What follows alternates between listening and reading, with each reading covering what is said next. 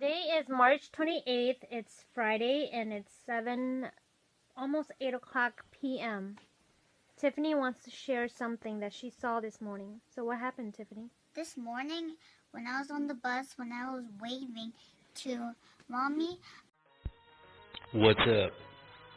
My name's Christopher, and this is my vision from God.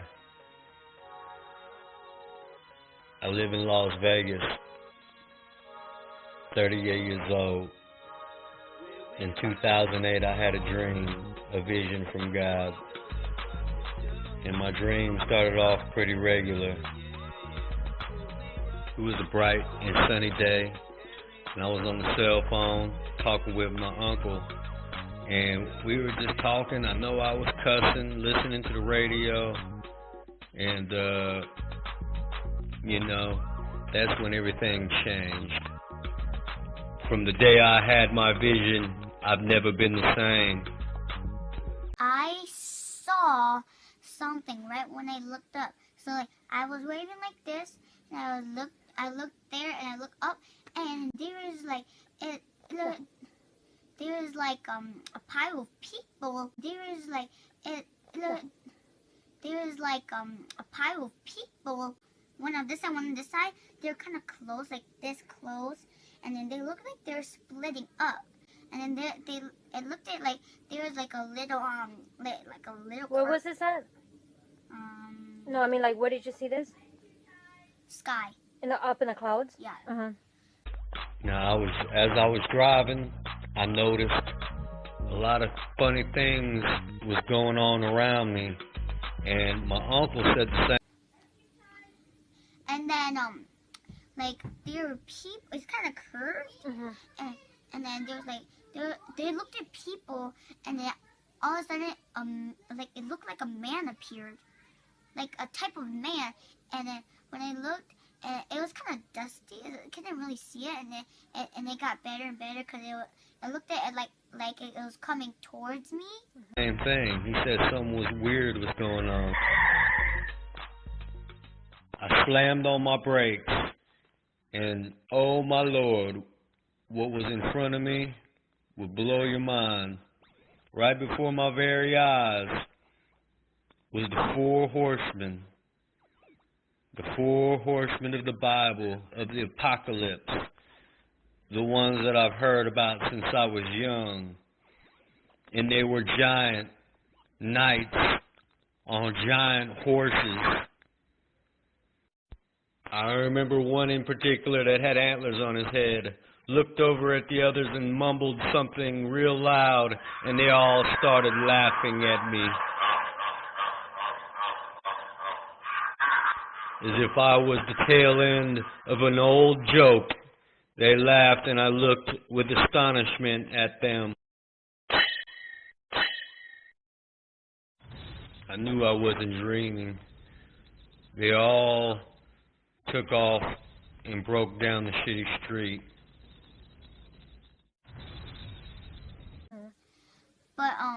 But that when the bus moved out, it was like way on the back, and I was trying to look at it, and then I still saw it, and it still looked like Jesus was coming towards me. Mm-hmm.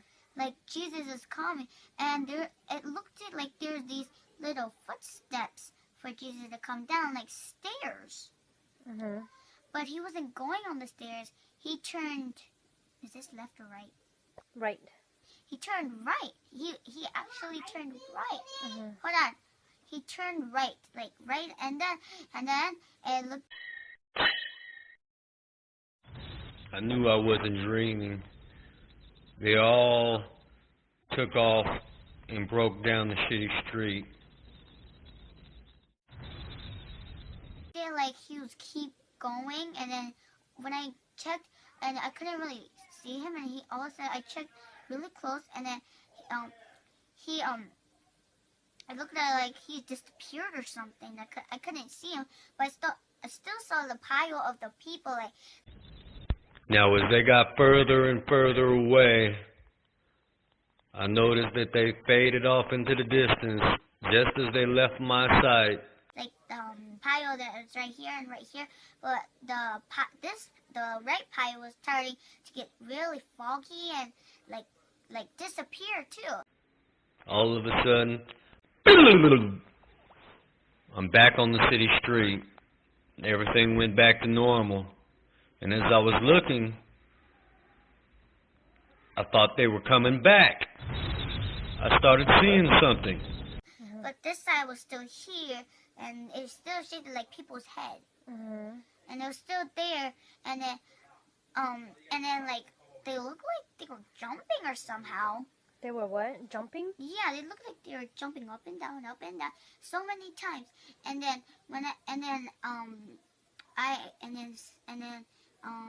something was itching my feet, so I checked on like right here, and then right when I looked up, nothing was there. Really? Everything was gone. I'm back on the city street. Everything went back to normal. And as I was looking, I thought they were coming back. I started seeing something. Is this in your dream or is this in real life? No, it was real life. It was this morning? Yeah, it was this morning. Because like right when I looked down, because I was itching my feet, right when I looked up, boom, everything was gone. Wow. It was like totally nothing, but there's some clouds. Yeah. Small clouds still. So Jesus was walking towards you? Was he? He looked like he was walking towards me. And then he was turning right, but there's these footsteps he was supposed to go down. It was like this, and then right here was just stopped. There were a whole bunch of clouds right here that was stopping.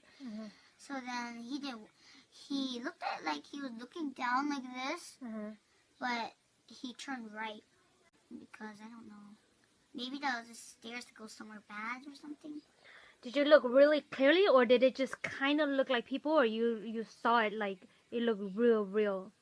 It looked kind of real. It looked kind of real.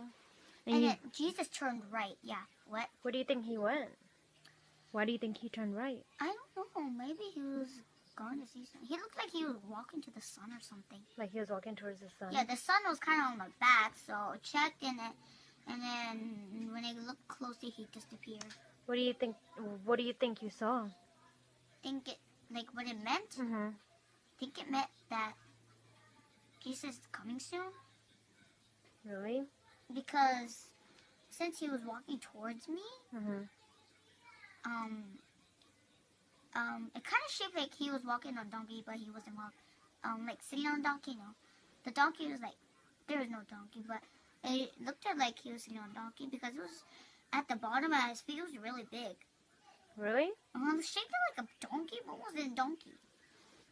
Do you think it was a horse? I knew I wasn't dreaming. They all took off and broke down the city street. I don't know. It shaped like a donkey. The ones that I've heard about since I was young. And they were giant knights on giant horses. I couldn't see no eyes, nothing, but I can see hands, I can see feet, the people, I can see their whole bodies. All of a sudden, out of nowhere, military soldiers and tanks started pushing people into the street, forcing everyone to get out of their cars, get out of the stores, get out of your homes. At that moment, I knew I wasn't dreaming. I didn't care about what happened to my car. I don't know what happened to my uncle on the phone. The Horsemen never left my mind. And as they forced everyone into the street, they pushed everyone into a line, and they started to make us walk. Everyone saw they were evil. And the funny thing was, in my vision, I saw nobody resist.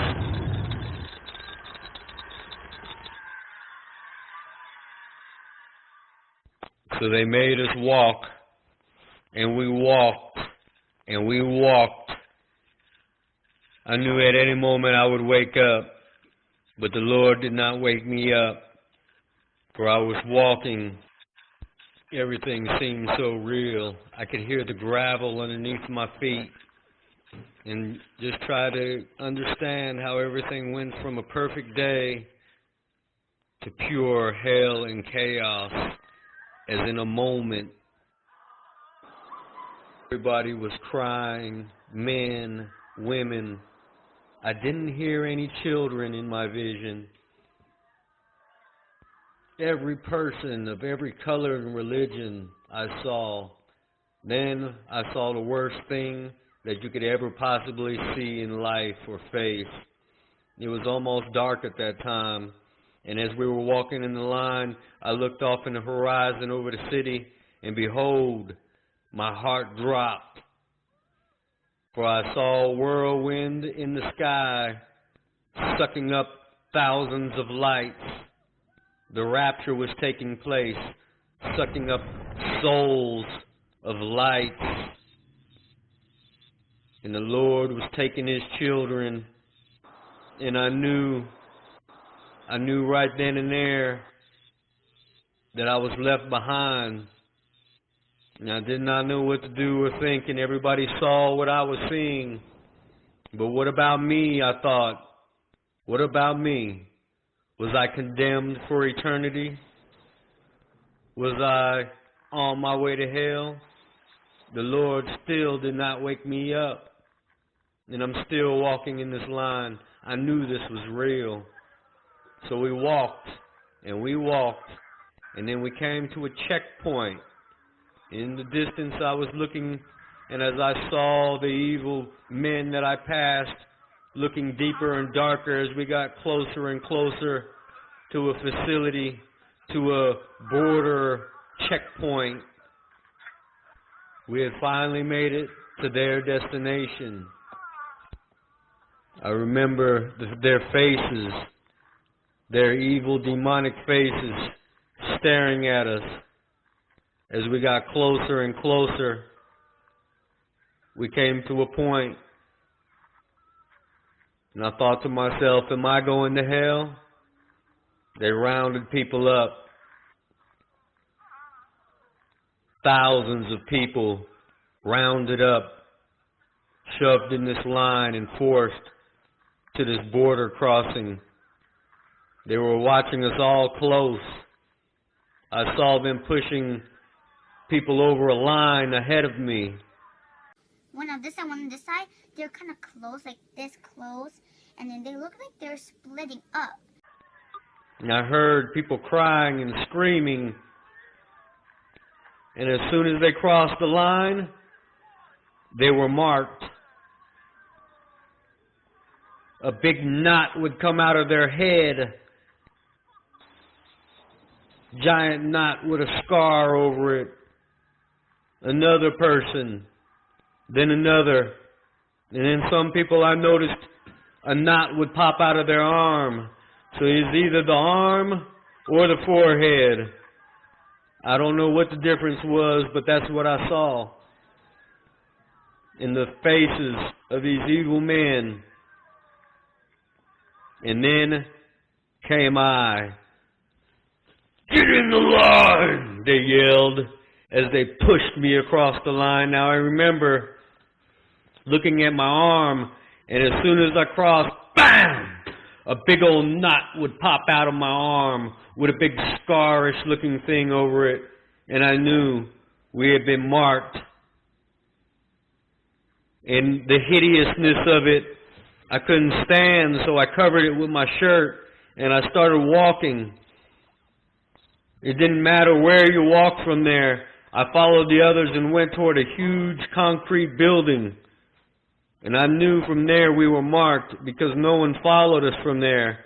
I could hear crying in the distance. So I walked in to a giant concrete room. And as I looked around, I saw an entrance and I heard other people crying. So I walked toward that room to see what was going on. Weeping and wailing, rooms full of people crying. Everyone knew. Everyone knew in their minds that we were going to hell or we are on our way to be executed. We were left behind. A moment later, a girl who I seemed to have known before from my past came running up to me, and I told her I have sinned too much, and I pushed her away, and she walked away sobbing. I remember sliding my back down the wall and crouching and putting my head between my knees and crying to the Lord. I even thought about what was next, what they were going to do to us. My eyes were closed. The horror I felt was so real, y'all. You read the Bible, Brett? Yes. Well, there's this passage I got memorized on this. Ezekiel 25:17. The path of the righteous man is beset on all sides by the iniquities of the selfish and the tyranny of evil men. Blessed is he who in the name of charity and goodwill shepherds the weak through the valley of darkness, for he is truly his brother's keeper and the finder of lost children. And I will strike down upon thee with great vengeance and furious anger those who attempt to poison and destroy my brothers. And you will know my name is the Lord, when I lay my vengeance upon thee.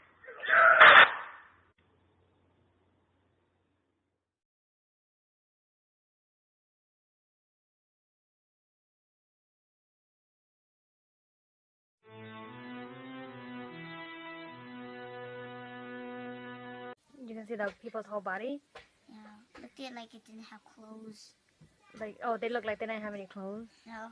Was- And they looked at like they're saying, hooray, hooray, because their hands were up. Oh, really? Mm-hmm.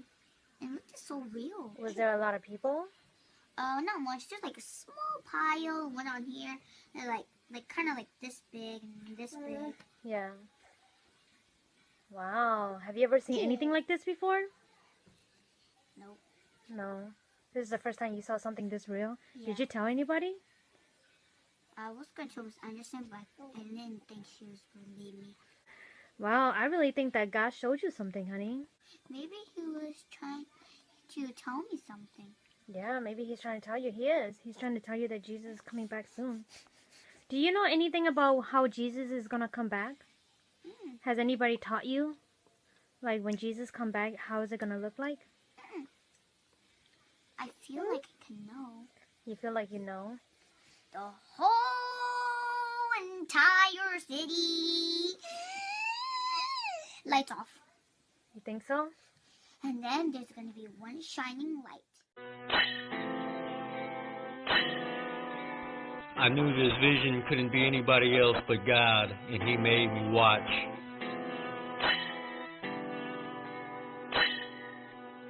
I watched to the very end. If growth is too weak, well, then we can't withstand weakness overseas. So good news is bad news, and bad news is bad news. Just as I thought it was over, there's still hope.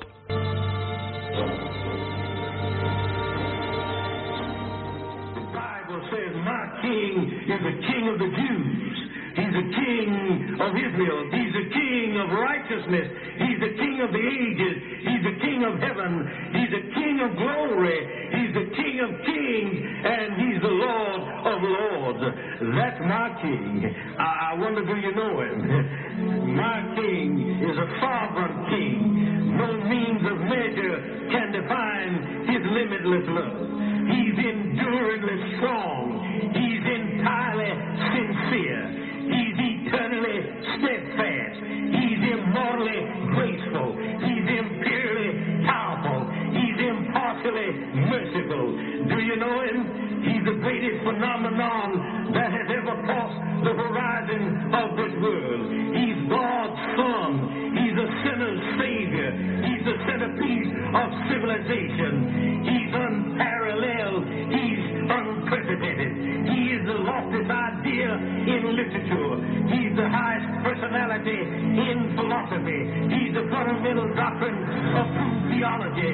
He's the only one qualified to be an all-sufficient Savior. I wonder if you know him today. He supplies strength for the weak. He's available for the tempted and the tried. He sympathizes and he saves. He and sustains. He guards and he guides. He heals the sick. He cleanses the lepers.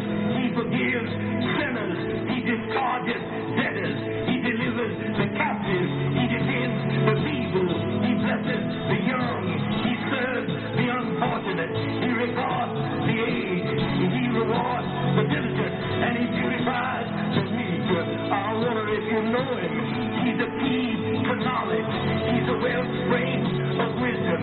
He's a doorway of deliverance. He's a pathway of peace. He's a roadway of righteousness. He's a highway of holiness. He's a gateway of glory. Do you know him?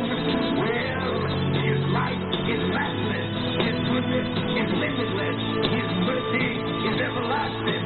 His love never changes. His word is enough. His grace is sufficient. His way is righteous. And his yoke is easy. And his burden is light. I wish I could describe him for you. He's indescribable. He's incomprehensible. He's invincible. He's irresistible. Well, you can't get him out of your mind. You can't get him off of your hand. You can't outlive him, and you can't live without him. Well, the Pharisees couldn't stand him, but they found out they couldn't stop him. Pilate couldn't find any fault in him. Herod couldn't kill him. Death couldn't have him, and the grave couldn't hold him.